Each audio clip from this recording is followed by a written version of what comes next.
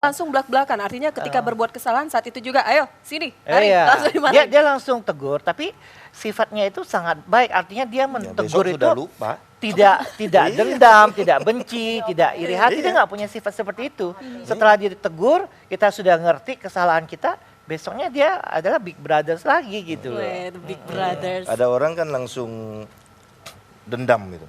Terus Tidak selesai diingetin, sama dia. wah kamu kemarin dulu begini. Enggak, sudah berapa. Menurut saya persis seperti ayah saya. Misalnya contohnya kakak adik berantem gitu kan. Kadang-kadang sampai 3 hari, 4 hari nggak ngomong gitu. Dia nggak punya sifat seperti itu.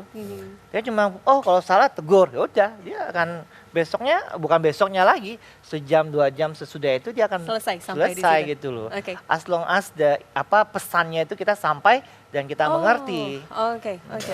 Baik, saya ke Anda dulu. Melihat gaya Pak Ahok, melihat cerita dari keluarga efektif, tidak gaya kepemimpinan Pak Ahok seperti ini di Jakarta. Ya lagi-lagi saya ingin mengatakan mungkin pada saat ini ilmu komunikasi politik 3 tahun ini di dunia mengatakan yang paling menonjol itu, ini juga menjelaskan kenapa Jokowi menang jadi presiden dan sebagainya, karakter. Yang kedua itu keterlibatan emosional orang yang melihatnya, sama yang ketiga cara-cara yang relatif pendek-pendek tapi menghibur.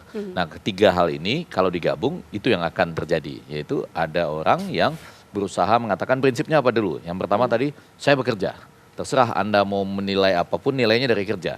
Jangan lihat gaya saya, jangan lihat cara bicara saya. Lalu yang kedua, yang sering dikemukakan pada ujungnya, saya sudah mewakafkan hidup saya. Terserah, bisa mati sekarang, bisa mati besok, Anda mau menghadapi pakai apa. Ya walaupun jaga-jaga sering bilang saya juga pakai pistol apa segala macam. Nah kedua hal ini bisa dinilai efektif dan bagus ya kalau Anda betul-betul memfokuskan diri pada kebijakannya saja.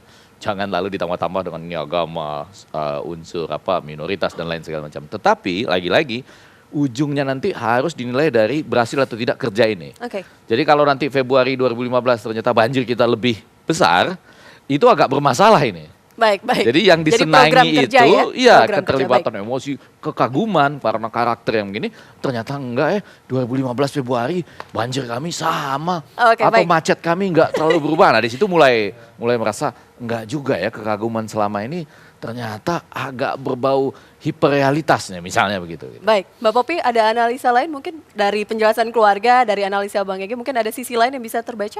Ya sebenarnya kalau lihat dari kepribadiannya ya, saya juga ada beberapa kali ketemu sama Pak Ahok. Yang digambarkan adalah sosok dari dari keluarga.